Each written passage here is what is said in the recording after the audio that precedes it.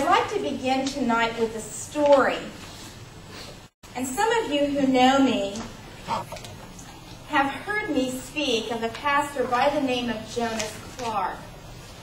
Jonas Clark had a group of deacons in his church. We know them as the Minutemen.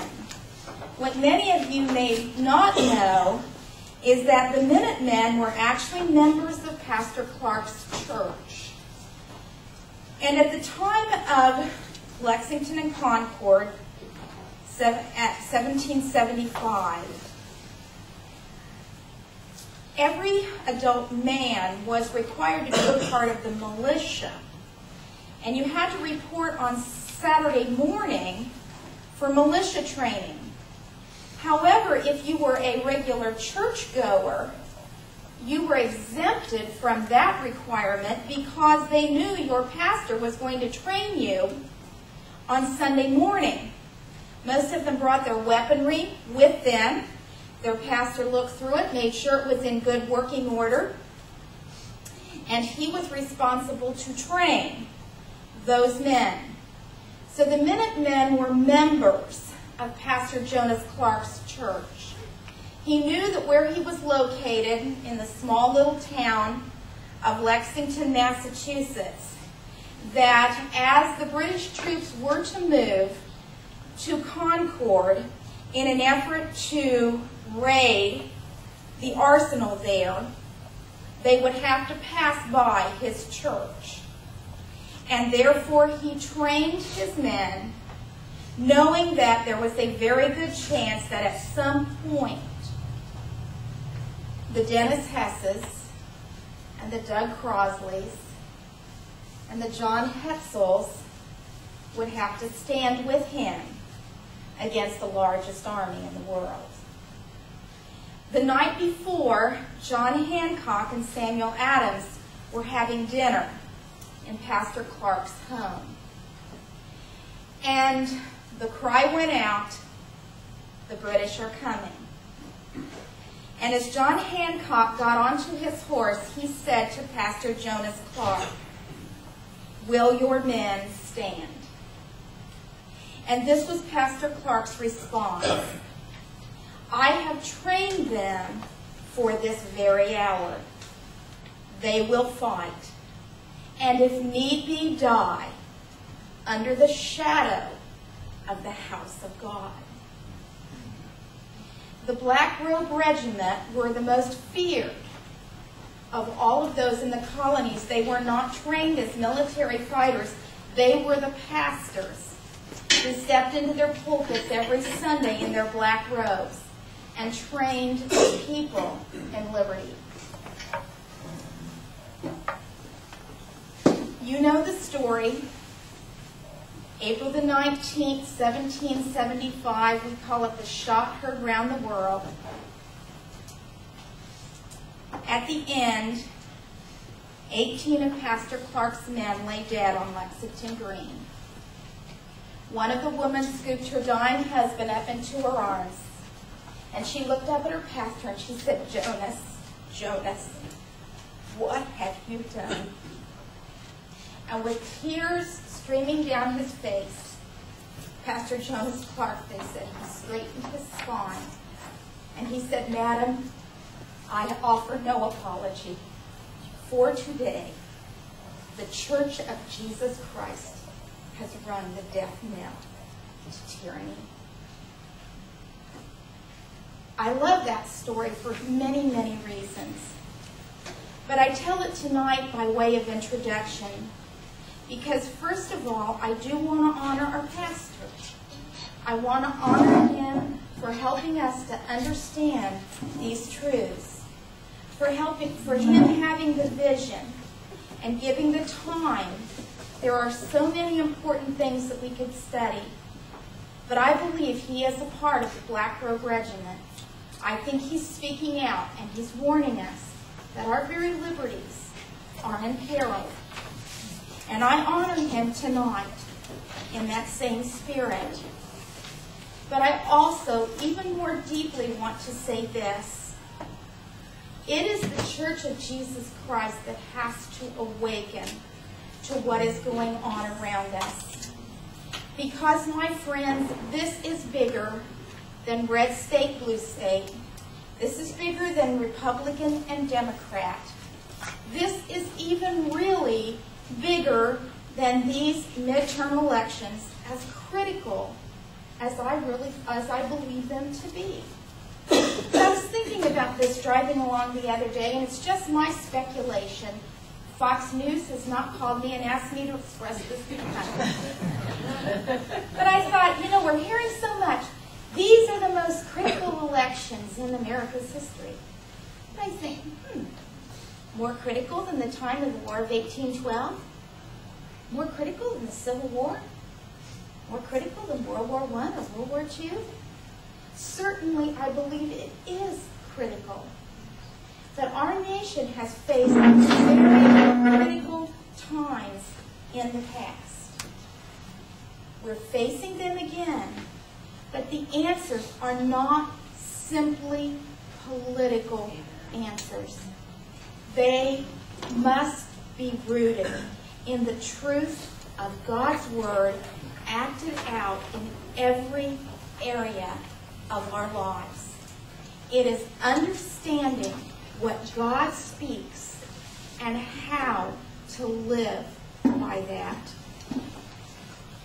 So tonight, we're going to start with Article 2 of the Constitution, which establishes the executive branch, or what we call the presidency. At the time that the Constitution was being created, these 55 men were creating what would become the most powerful, arguably the most powerful office in the world.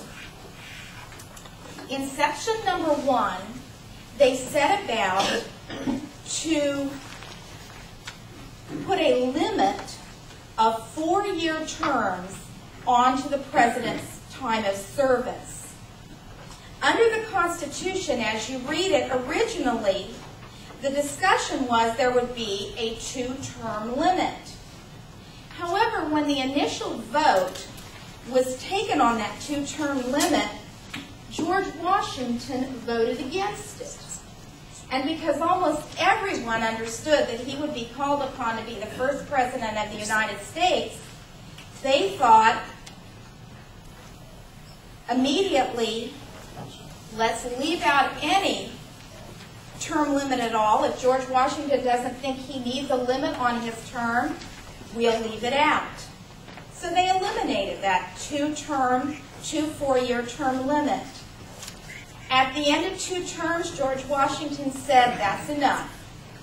He had come to the conclusion that 8 years was enough for anyone, and he announced that he would not run for re-election, thus setting the tradition that there would be a 2-term limit. That tradition was honored until Franklin Roosevelt, at the time of the Depression of World War I, ran for a 3rd term, and then again a 4th term, and died within just a very short time of taking office in his 4th term. Upon his death, I believe it was in 1951, there it is, right there, 1951, the 22nd Amendment limited constitutionally the president to 2 terms. Now, actually a president can serve a total of 10 years by statutory law. If you serve less than 2 years of your predecessor's term, if a president were to die or to be impeached and convicted, and you were to take his place, as long as it was 2 years or less, you could serve that 2 years and then be elected to 2 full terms of your own. So the outside in which a person can now serve as President of the United States is 10 years. I'd like to take a little side trip here, and I think there's a principle that we need to be very aware of. It was during the Depression and World War II that the tradition of the president stepping aside for someone after 2 terms to take their place was set aside. There were a number of individuals, obviously, who supported the idea that Franklin Roosevelt's consistency brought something to the nation that was valuable. But I think there is one thing we as Americans need to be careful of, and that is, in a crisis situation, our human nature is to surrender liberty for security. Not just Franklin Roosevelt as an example, but I even think, I'm trying to be fair, going back and forth with both parties.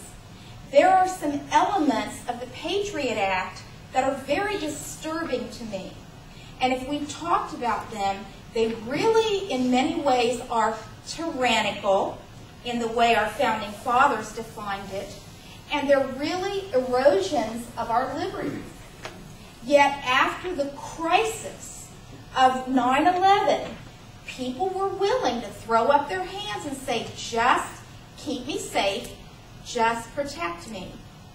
We must be constantly on our guard that we do not allow our desire for security to replace our desire for liberty. Benjamin Franklin said, "He who desires security rather than liberty deserves neither security or liberty." Our greatest security must come from our commitment to the foundations of our country's heritage. In Section 1 of the Constitution is the establishment of what we today call the Electoral College. Now, the word college is not in the Constitution. It's the popular term we use. The Constitution refers to them as electors. We have focused on the fact that our founding fathers had a tremendous fear of democracy, of direct rule. They wanted a republic.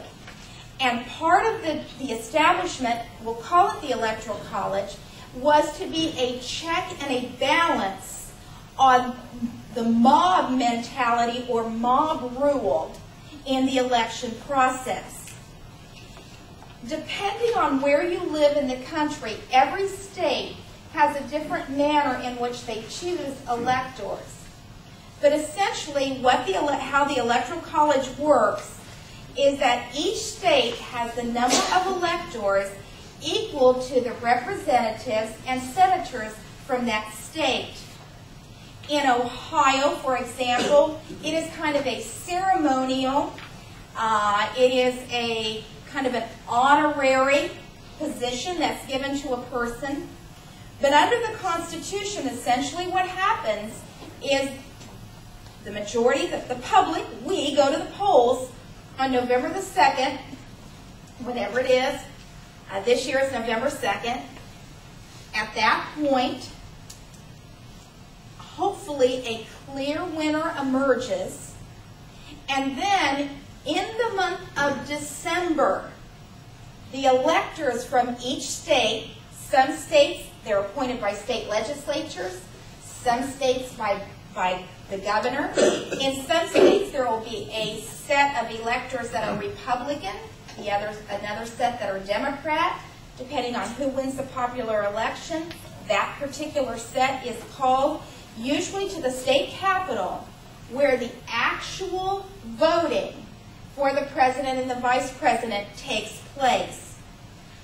The result of those electors, then, is what is sent to the Congress of the United States, and when we talk about how the Congress verifies the credentials of those individuals that have been elected.